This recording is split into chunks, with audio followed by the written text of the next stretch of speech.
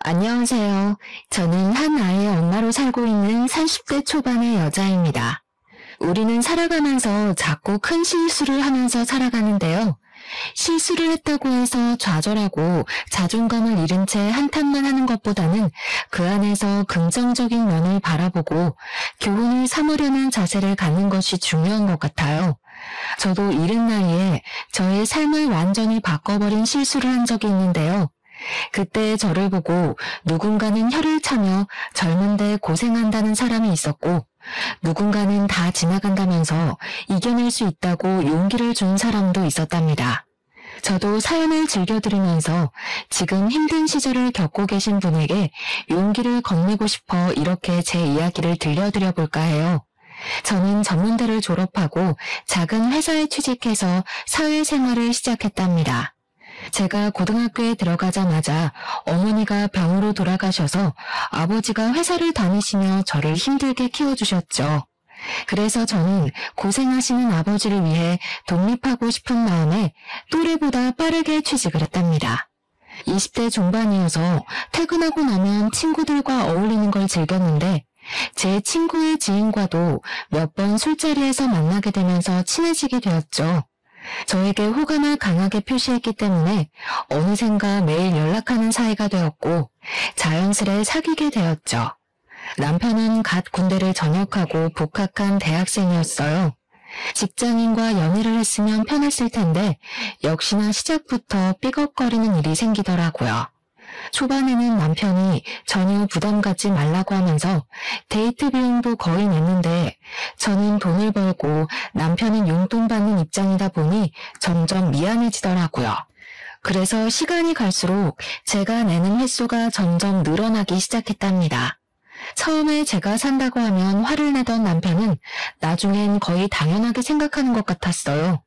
동갑이었지만 제가 돈을 버니까 양보해야 하는 부분이라고 이해하고 넘기기로 했죠.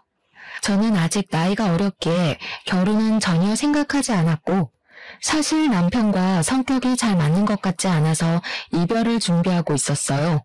그런데 몸이 너무 무겁고 나른하고 어느 날은 샤워기를 들 힘도 없을 정도로 컨디션이 안 좋아졌어요. 어머니가 병을 늦게 발견하시고 돌아가신 게 저에겐 큰 트라우마가 되었기에 조금이라도 몸이 아프면 병원에 가는 게 습관이었거든요. 그래서 바로 내과에 가봤는데 산부인과에 한번 가보라고 하는 게 아니겠어요?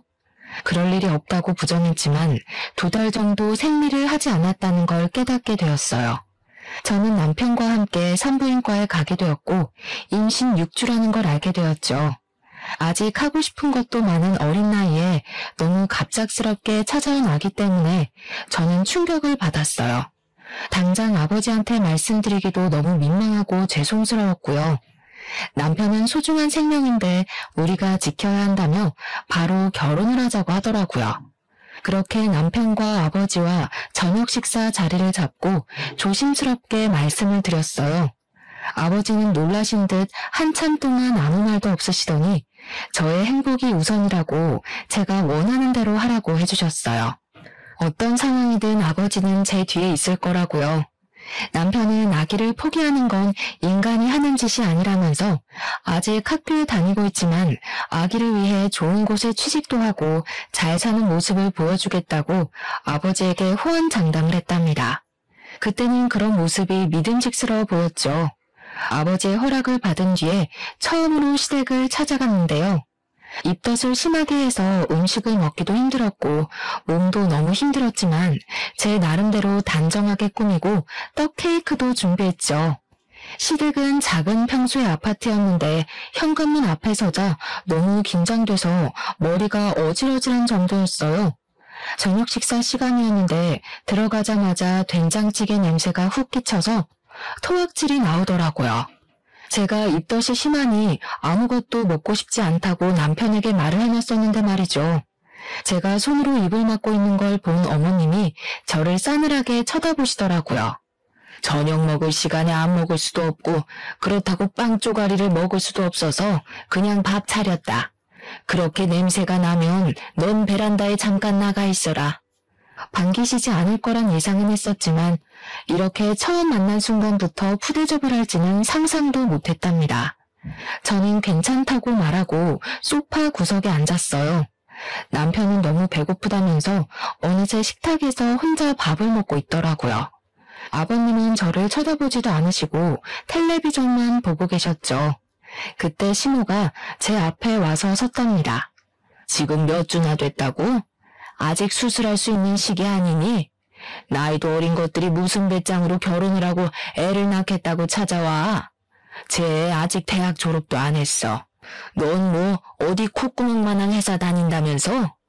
아, 엄마, 무슨 그런 소름 끼치는 소리를 해. 우리 아기인데 당연히 낳아서 키워야지. 그리고 나 금방 졸업이야. 바로 대기업 취직할 거니까 걱정하지 마. 다들 취직 안 된다고 난린데 네가 뭔 수로 한 번에 대기업에 취직을 해. 너 쟤랑 결혼하면 인생 뻔하게 보이니까 하는 소리야. 애 키워야 된다고 아무 회사나 들어갔다가 40대고 50대는 거야.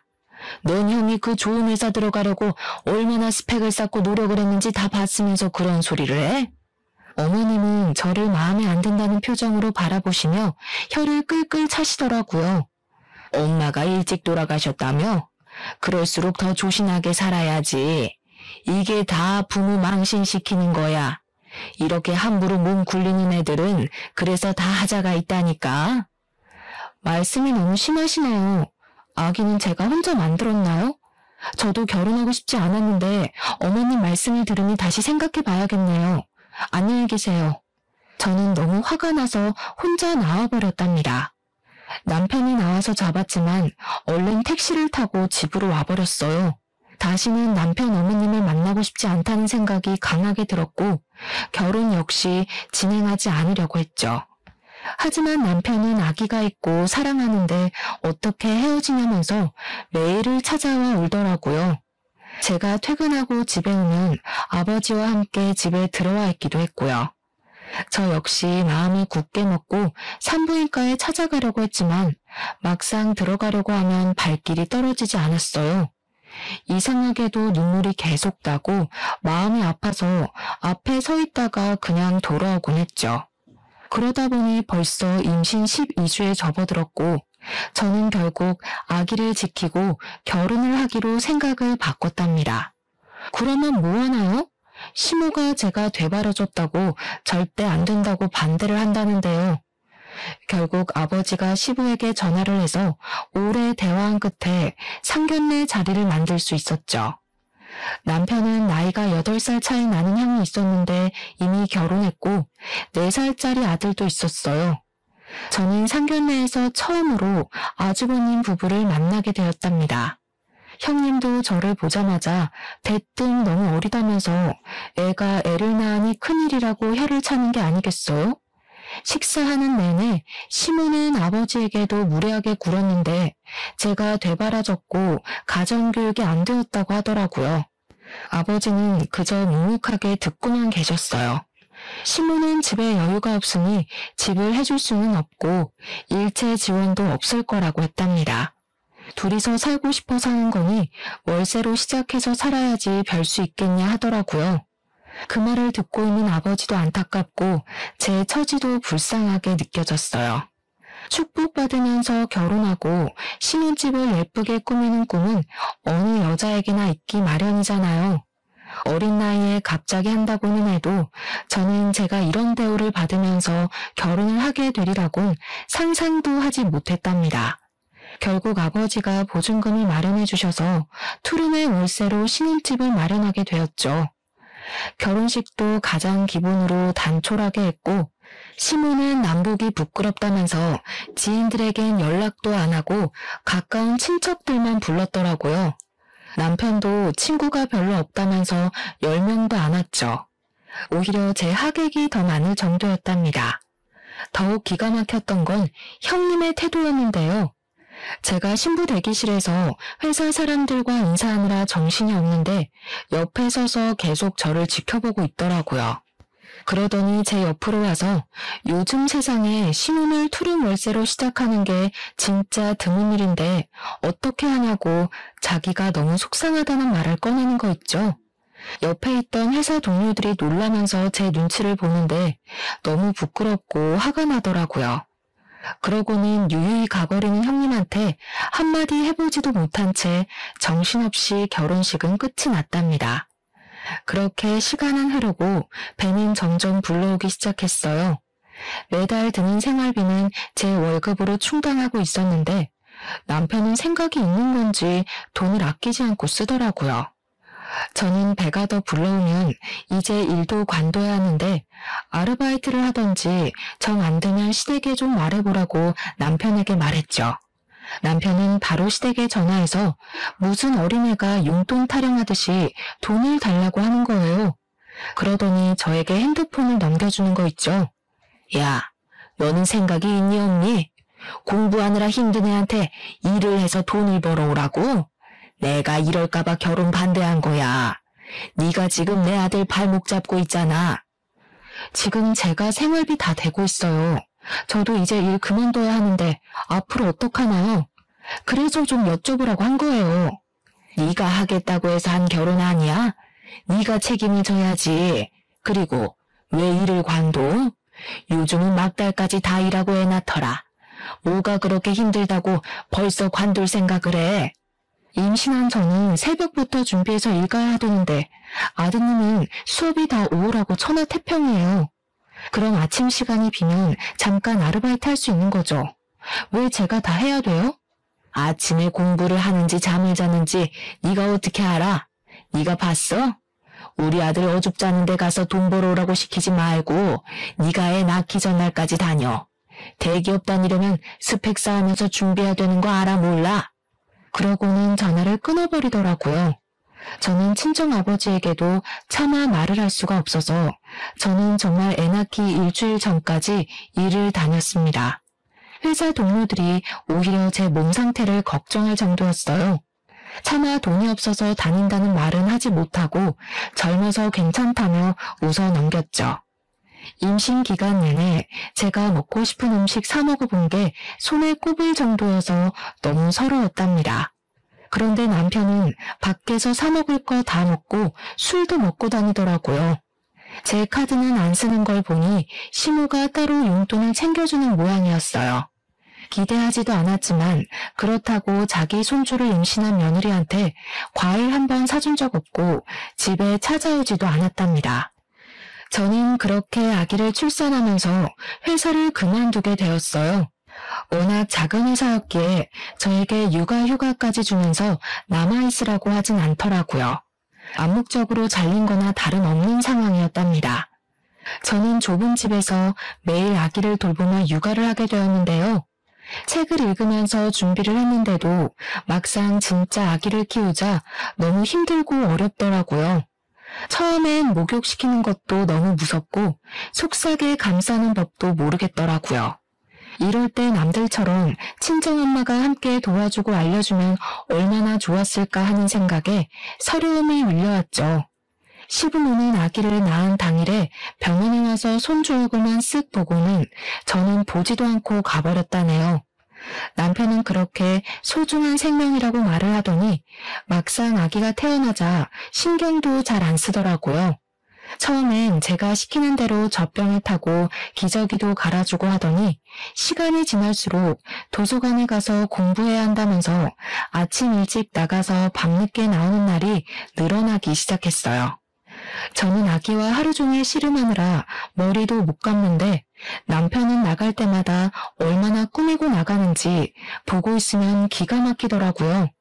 너는 하루에 10분도 아기 봐주지도 않으면서 학교에 그렇게 꾸미고 갈 시간이 있어? 그럼 학교 가는데 너처럼 후줄근하게 입고 다니면 좋겠냐? 아기는 집에서 노는 엄마가 봐야지. 네가 낳자고 해서 낳은 아기야. 근데 왜 나만 다 책임져야 돼? 잠도 못 자고 제대로 밥도 못 먹고 샤워도 못 해. 너는 내가 불쌍해 보이지도 않아? 그리고 생활비는 어쩔 거야? 나 모아둔 돈도 없는데 네가 돈을 구해와야 될 거 아니야. 아씨 진짜 시끄러. 너 이렇게 구질구질한 애였냐? 머리는 떡져가지고 밖에서 상큼한 애들 보다가 너 보면 진짜 한숨만 나온다. 난 몰라. 네가 우리 엄마한테 말해보든지. 너네 아빠한테 돈 달라고 해. 내가 누구 때문에 이렇게 됐는데 같이 아기 봐주고 도와줘도 힘든 판국에 또 아침 대바람부터 나가기만 해? 남편은 제가 나가지 말라고 악을 써도 제 손을 뿌리치고 나가버렸답니다. 이렇게 매일 신랑이 하는 날이 계속됐어요. 남편은 생활비는 전혀 신경도 쓰지 않아서 아기 분유 살 돈도 없었답니다. 저는 남편에게 실망을 했고 점점 정이 떨어지기 시작했어요. 어느 날 너무 힘들어서 울고 있는데 친정 아버지에게 전화가 왔더라고요. 저는 괜찮은 척 받았지만 다정한 아버지의 목소리에 그만 펑펑 울고 말았죠. 아버지는 바로 회사 반차를 쓰시고 집으로 오셨어요. 아버지는 잠도 제대로 못 자서 쾌한 제 얼굴을 보시고는 얼른 들어가서 눈 좀 붙이라고 저를 방으로 밀어넣으시더라고요. 그 덕에 아주 오랜만에 깨지 않고 푹 잘 수 있었죠. 거실로 나가보니 아빠가 아기와 놀아주고 계시더라고요. 제가 아기를 받아들자 아버지는 밥 먹으라면서 식탁을 가리키셨어요. 제가 좋아하는 보쌈을 시켜놓으셨더라고요. 매일 미역국에 밥만 말아먹다가 오랜만에 먹으니 얼마나 맛있던죠. 아버지는 아기를 안고서 제가 먹는 모습을 물끄러미 바라보시더라고요. 아버지는 남편과 말을 좀 해봐야겠다고 기다리셨지만 남편은 밤 11시가 돼도 들어오지 않았어요. 아버지는 혀를 차시면서 돌아가셨죠. 아버지가 가신 지 얼마 되지 않아 통장으로 돈이 입금되었다는 메시지가 왔더라고요. 말을 안 했지만 제가 사는 게 힘든 걸 아셨는지 몇 달 지낼 수 있는 넉넉한 액수를 보내주셨더라고요. 아버지께 한없이 죄송한 마음이 들어서 눈물을 펑펑 흘렸죠. 그렇게 아기를 키우느라 시간이 정신없이 흘러가고 결혼하고 처음 맞는 설 명절이 다가왔어요. 저는 명절 전날에 남편과 아기와 함께 시댁으로 갔죠. 시모는 장을 잔뜩 봐놓고 저를 기다리고 있더라고요. 이제 매년 음식을 해야 하니까 제대로 배우라고 하면서 저에게 끊임없이 일을 시켰죠. 저는 사실 요리를 제대로 해본 적이 없어요. 어머니가 돌아가신 후에는 아버지가 요리를 잘하셔서 항상 저녁을 차려주셨어요. 그리고 거의 사 먹을 때가 많았거든요. 시모는 제가 칼질하는 걸 보더니 혀를 끌끌 찼답니다.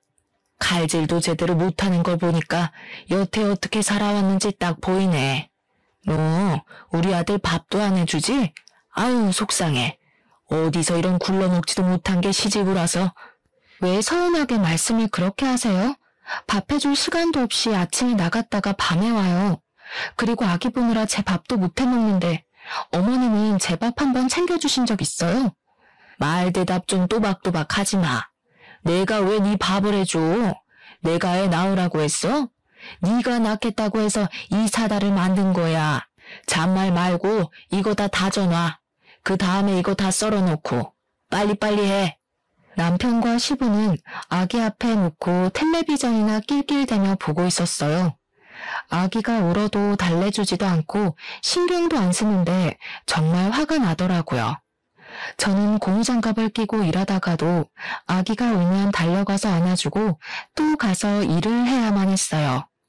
아무리 아기 보라고 얘기해도 남편은 듣는 척도 안 하는데 얼마나 얄미운지요. 늦은 저녁까지 음식을 만들고 있는데 그제야 형 내외가 아이를 데리고 왔더라고요. 형님은 들어오자마자 회사에 일이 생겨서 해결하고 오느라 늦었다면서 바로 흰 봉투를 시모에게 찔러주더라고요. 시모는 좋은 회사에서 일하는 사람이 그럴 수 있다면서 이제부턴 둘째 며느리가 다 할 거니까 너는 한숨 놓으라고 말하는 게 아니겠어요? 내가 일이 너무 바빠서 어머님을 못 도와드릴 때가 많아. 마음이 항상 안 좋았는데 이제 동서가 있으니까 한시름 놓겠네. 저는 요리하는 게 너무 서툴고 아기 보느라 어머니 돕느라 정신없이 힘들었어요. 앞으로 형님도 같이 해주셨으면 좋겠어요. 아직도 20대인데 뭐가 힘들어? 내가 동서 나이 때는 날아다녔어. 해외여행 다니고 밤새워서 놀아도 하루만 자고 나면 멀쩡했어. 하긴 동서는 아기가 있어서 어디 동네 앞도 제대로 못 나가겠네. 아휴, 그러게 왜 사고를 쳤어? 다 그 나이 때 누려야 될 게 있는데 옆에서 보는 내가 다 안타까워. 형님, 저번부터 느꼈던 건데 말씀을 이상하게 하시네요. 그렇게 안타까우시면 말로만 그러지 마시고 도움 좀 주시지 그래요. 형님 돈 잘 버신다면서요. 이 화상 또 말대답하고 있네. 손이 형님이 얘기하면 알겠습니다 하고 들을 것이지 틀린 말 한 것도 없구만. 애가 철도 없고 교육도 못 받아서 이래. 네가 속상해도 이해해라. 보면 여동생 같고 짠하니까 그러는 건데 자기가 못 받아들이면 어쩔 수 없는 거죠. 나이 들면 다 이해를 하겠죠. 어머니가 고생 많으세요. 그나저나 어머니, 저희 저번에 청약 넣어놨던 아파트 당첨될지도 모르겠어요. 두 사람은 화기애애하게 대화하면서 안방으로 쏙 들어가 버리더라고요. 혼자 밥상을 차리는 게 성질이 나서 남편을 불렀는데 대답이 없었어요. 집안을 찾아보니 없길래 전화를 했더니 동네 친구들을 만나러 나갔다는 거예요. 저는 남편도 없는 시댁에서 아기 보느라 밥도 못 먹었는데 시댁 식구 누구도 아기 봐줄 테니 밥 먹으란 소리도 안 하더라고요. 저는 화가 나서 형님에게 아기를 안겨버리고 밥을 챙겨 푹푹 먹어버렸답니다. 형님이 기가 막힌다는 표정으로 저를 계속 노려보고 있더라고요. 저는 낯선 집 거실에서 아기와 자야 했는데요. 남편은 술에 잔뜩 취해서 새벽에 들어오더라고요. 남편이 부스럭 소리를 내니까 잠들었던 아기가 깨어나서 울기 시작했어요.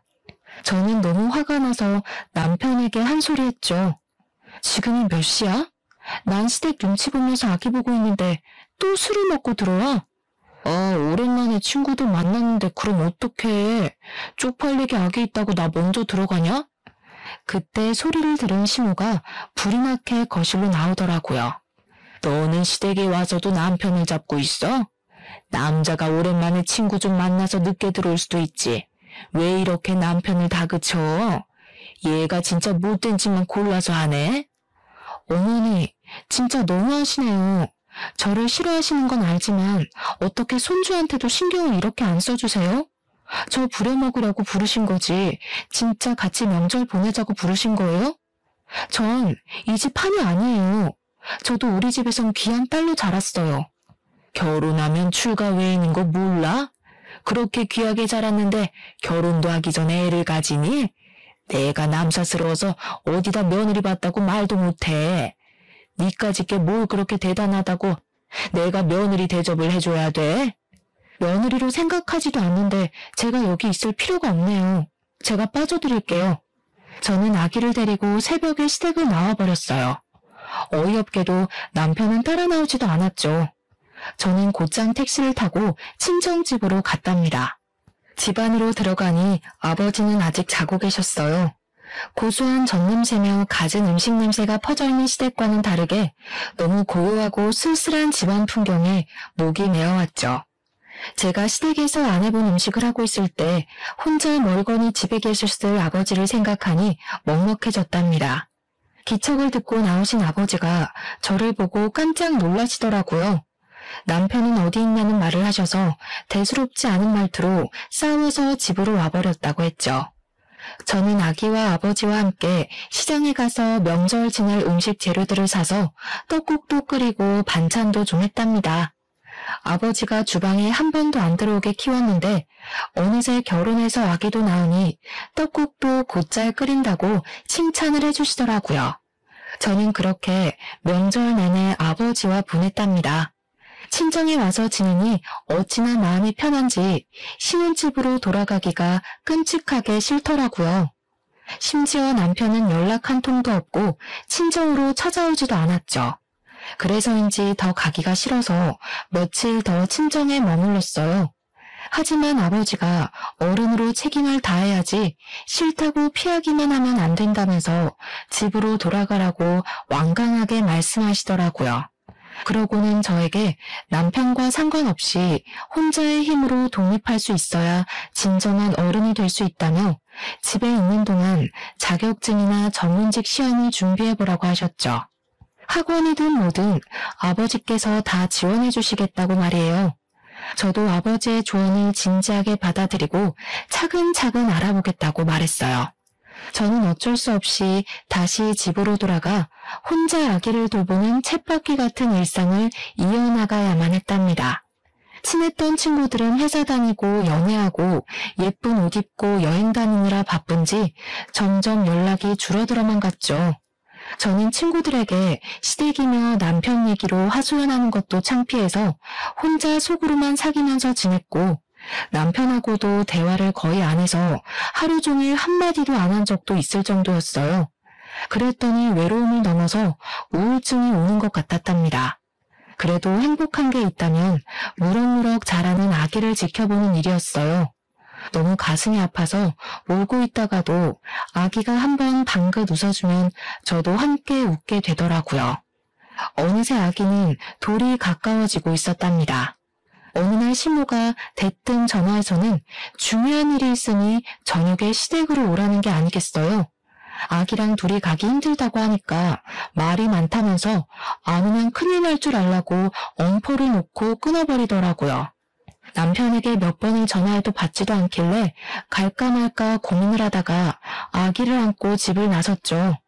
날씨가 쌀쌀해서 택시를 타라고 했는데 퇴근 시간 직전이라 요금이 너무 많이 나올 것 같더라고요.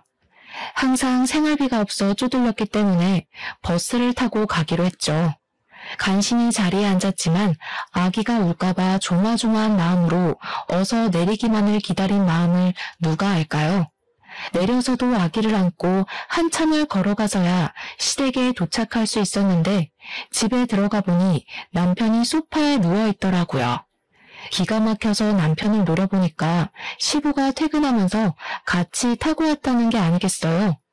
아기를 업고 낑낑대며 시댁까지 제 발로 온 제 모습이 어찌나 한심하게 느껴졌는지 몰라요. 그때 형님 부부가 먹을 걸 양손 가득 싸들고 들어오더라고요. 호들갑을 떨면서 식탁에 음식들을 펼쳐놓고 샴페인까지 따고 난리를 부렸는데요. 그토록 가고 싶었던 아파트에 청약 당첨되었던 거예요. 저만 빼고 아주 잔치 분위기더라고요. 그 와중에 평소 음식이라면 환장하는 남편이 먹지도 않고 핸드폰만 들여다보고 있더라고요. 도대체 뭘 하는지 혼자 피식거리는데 기분이 싸하더라고요. 동서는 청약이 뭔지는 알아? 젊은 시절은 금방이야. 나이 들 때를 준비해야지. 언제까지 그 좁은 투룸 월세를 살려고 그래? 저도 회사 다닐 때 청약 들어놨어요. 남편이 돈을 벌어야 저축이라도 하죠. 학교 졸업할 때는 다 돼가는데 언제 취직을 할까 저도 답답해요. 서방님이야 우리 남편 머리 닮았으면 좋은데 취직하시겠지. 어쨌든 청약 잘 들어놔. 언젠가는 우리처럼 아파트도 사고 남부럽지 않게 살아야지. 나중에 늙어서 우리한테 손 벌릴까봐 무섭다. 지금도 10,000원 한 장 안 주시면서 늙으면 도와주실 마음은 있으세요? 동정하시려거든 돈으로 부탁드릴게요, 형님. 요즘 젊은 사람들하고는 무서워서 대화를 못하겠어. 아님 동서가 유별나게 속이 뾰족한 거야? 아기 생각해서 열심히 살아. 요즘엔 부모가 가난하면 아이가 제일 상처받아. 우리 딸 봐. 얼마나 밝고 예쁘게 컸어? 요즘은 부모 경제력이 아이 얼굴에 나타나는 법이야. 형님, 저한테 막말하는 건 참아도 우리 아기한테 함부로 말하지 마세요. 내가 소리를 삑 지르자 형님이 눈을 동그랗게 뜨는 표정을 짓더니 고개를 절레절레하며 주방으로 들어가 버리더라고요. 남편은 바로 옆에 있으면서도 어떤 대꾸도 안 하고 핸드폰만 들여다보고 있었죠. 시간이 지나도 저와 아기에 대한 대우는 달라질 것 같지 않았어요. 제가 엄청 부자가 되지 않는 한 더욱더 무시할 것 같았죠. 너무 속이 상해서 음식도 거의 먹지 않고 서둘러 집으로 돌아와 버렸답니다. 경제적인 문제는 결혼 생활 내내 저를 괴롭혔어요. 저는 급할 때마다 어쩔 수 없이 아버지에게 부탁을 해야만 했고요. 그래도 월세는 시댁에서 주는지 남편이 내고 있었는데요. 어느 날 집주인에게 전화가 왔는데 월세를 2달이나 밀렸다고 하는 거 아니겠어요? 너무 놀라서 남편에게 전화하니 옆에서 시끄러운 소리가 들리고 여자 목소리도 들리더라고요. 도저히 시끄러워 통화를 할 수가 없어서 당장 집으로 오라고 소리를 질렀답니다. 하지만 남편은 또 밤늦게 나타났어요. 집주인한테 전화 왔는데 월세가 2달이나 밀렸다며. 어떻게 된 거야? 집에서 월세 받는 거 아니었어? 아니, 쓸 돈이 모자라서 잠깐 썼어. 나도 학교 다니려면 돈이 있어야 되잖아. 유지비도 필요하고. 뭐? 유지비? 개똥 같은 소리 하네. 지금껏 아기 기저귀 하나 지 돈으로 사본 적이 없는 게 머리에 똥 만든 게 무슨? 야, 너 남편한테 말 다 했어? 너 내가 우리 엄마한테도 말 대답하는 거 다 참고 아무 말도 안 하고 있었는데 너 진짜 안 되겠다. 연애 때랑 완전히 딴판이야. 너 나 속였냐? 네가 날 속였겠지. 너네 엄마가 나 무시하고 상처 주는 말 하는 건 안 들리니? 너 당장 나가서 편의점 알바라도 해서 돈 벌어와. 아님 너네 엄마한테 말해서 월세 당장 내거나. 아 싫어. 네가 말하든지 말든지 난 몰라. 쫓겨나면 그만이지. 넌 너네 집으로 가고 난 우리 집으로 들어가서 살던가. 아님 너네 아빠한테 좀 말해보던가. 장인어른 월급 많이 받으시잖아. 남편은 방으로 문을 쾅 닫고 들어가 버리더라고요. 그렇게 몇 시간이 흘렀고 저는 다시 대화를 해보기 위해 방으로 들어갔답니다.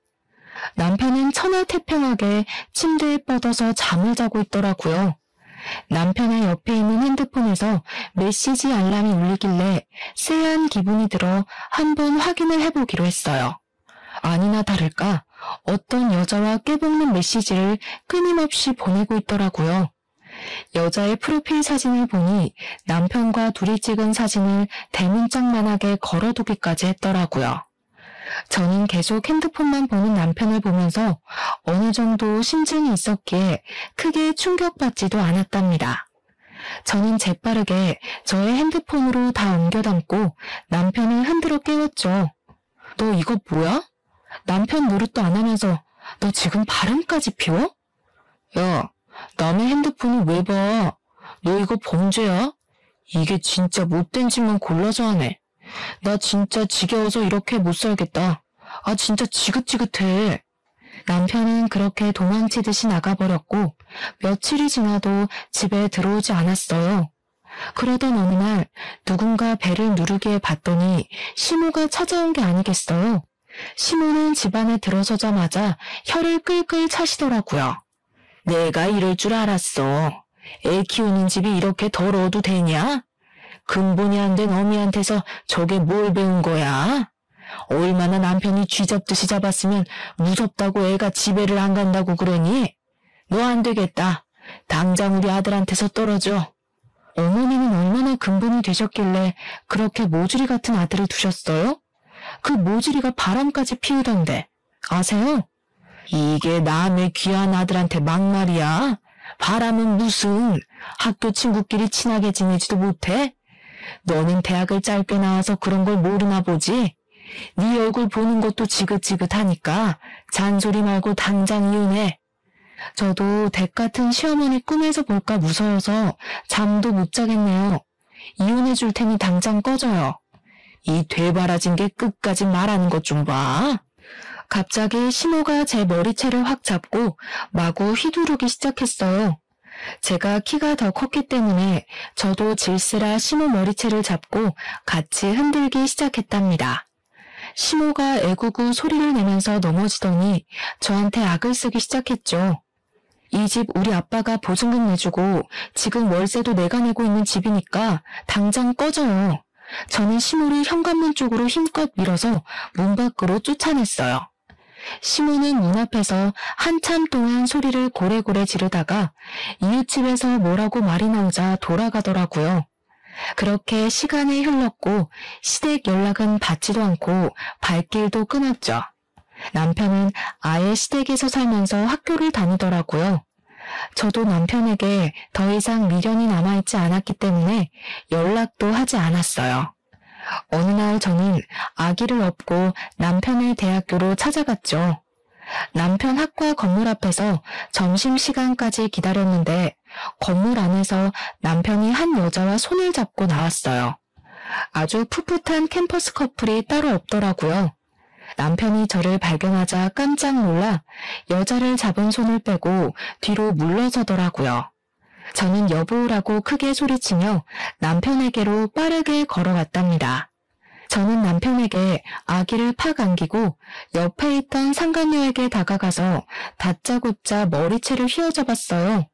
너 얘가 유부남의 애까지 있는 거 알아 몰라? 알면서도 만나는 거야?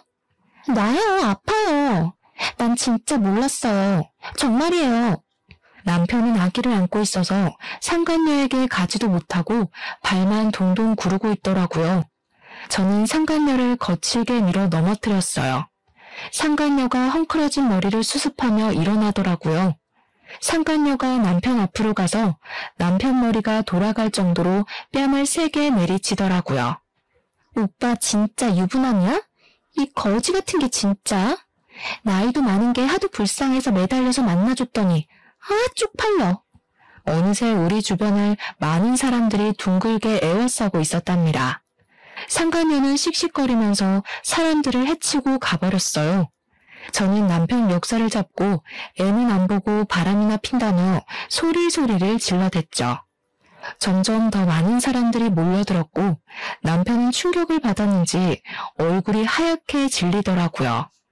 결혼식에 온 친구들이 별로 없을 때부터 느끼긴 했었지만 남편은 학교에는 결혼했다는 사실을 철저히 감춰왔던 거죠.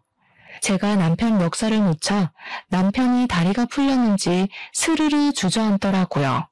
저는 남편에게서 아기를 뺏어 안고 웅성웅성대는 사람 속을 유유히 헤치고 나왔답니다. 그게 남편을 본 마지막 모습이었죠. 저는 남편을 찾아가기 전에 이미 이혼 서류를 시댁에 보내놓은 상태였고 위자료는 받을 생각도 하지 않았어요. 그저 아기의 친권과 양육권만 갖고 깔끔하게 남편과 시댁과의 인연을 끊기로 결심했거든요. 남편과 싸우면서 질질 끌기보다는 하루라도 더 빨리 새로운 인생을 시작하는 게 더 현명하다고 생각을 했으니까요. 저는 사실 예전에 아버지의 충고를 듣고 아기와 둘이서 살려면 무슨 일을 해야 할까 생각하다가 공무원 시험을 준비하기 시작했거든요. 아기가 잠든 밤부터 새벽까지 강의를 들으면서 공부하고 낮에 틈틈이 복습하면서 치열하게 공부를 했답니다. 시험에 합격해야 이혼을 할 수 있다는 목표를 세우니 어느 때보다 독하게 공부에 전념하게 되더라고요. 그렇게 저는 짧은 시간 안에 공무원 시험에 합격할 수 있었어요. 가장 낮은 급수였지만 합격 발표가 났을 때는 그동안에 힘들었던 시간을 보상받은 듯이 행복했답니다. 그렇게 공무원이 되어 근방의 주민센터로 발령받아 일한 지도 5년의 시간이 흘렀어요. 아이는 벌써 초등학교 입학을 앞두고 있었고 저는 친정집에서 아버지를 모시고 살면서 평안한 일상을 보내고 있었죠. 그러던 어느 날 제가 일하는 노인복지팀 창구에서 낯익은 목소리가 들려오더라고요. 저는 7급 주사부였기 때문에 직접 주민들을 응대하진 않고 안쪽에서 일을 하거든요. 슬쩍 가봤더니 세상에 시무 얼굴이 보이는 게 아니겠어요. 예전에 비해 너무 주름이 많고 옷차림도 초라해진 시무가 기초 수급을 받기 위해 상담을 하고 있었답니다. 하소연하는 걸 들어보니 2년 전에 첫째 아들이 교통사고가 나서 반식물인간이 되었다고 하더라고요. 며느리는 사고 난 지 몇 개월 만에 아파트 명의도 자기 이름으로 돌려놓고는 이혼 소송을 해서 의식도 없는 남편을 상대로 이혼을 하고 발길을 끊어버렸다네요. 그 충격으로 시부도 중풍이 맞아 집에 누워있어 시모가 다 병수발을 해야 하는 상태라더군요. 저는 직원에게 메시지를 보내서 다른 아들은 없냐고 물어보라고 했죠. 그 얘기를 들은 시모가 한숨을 푹 내쉬더라고요. 아이, 그놈 말은 하지도 말아요. 졸업 남겨두고 학교를 안 나가서 결국 졸업도 못하고 지금까지 백수로 지내고 있어요. 사실 결혼을 한 번 했었는데 그래도 걔랑 둘이 살았으면 지금 이렇게까지는 안 됐을 텐데.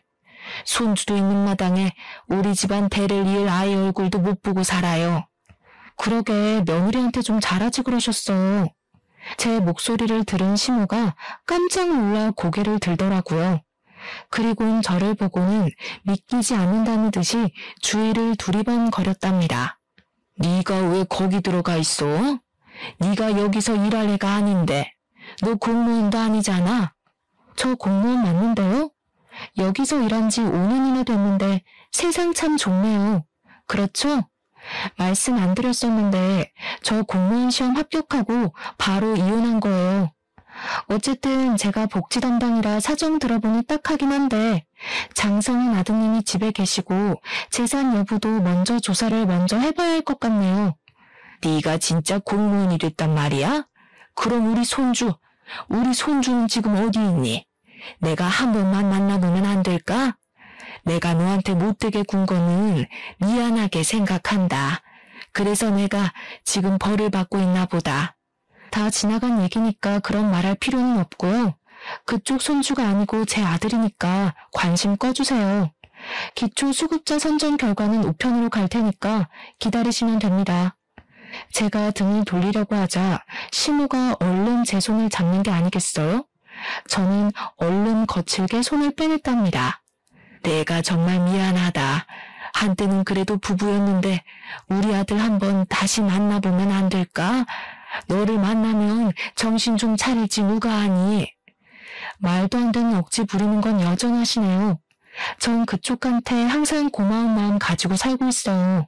저한테 그렇게 모질게 대해주셔서 제가 이혼을 할 수 있었네요. 저는 차갑게 돌아서서 사무실 안쪽으로 들어가 버렸답니다. 직원 말로는 한참을 대기 의자에 앉아서 훌쩍거리다가 돌아갔다고 하네요.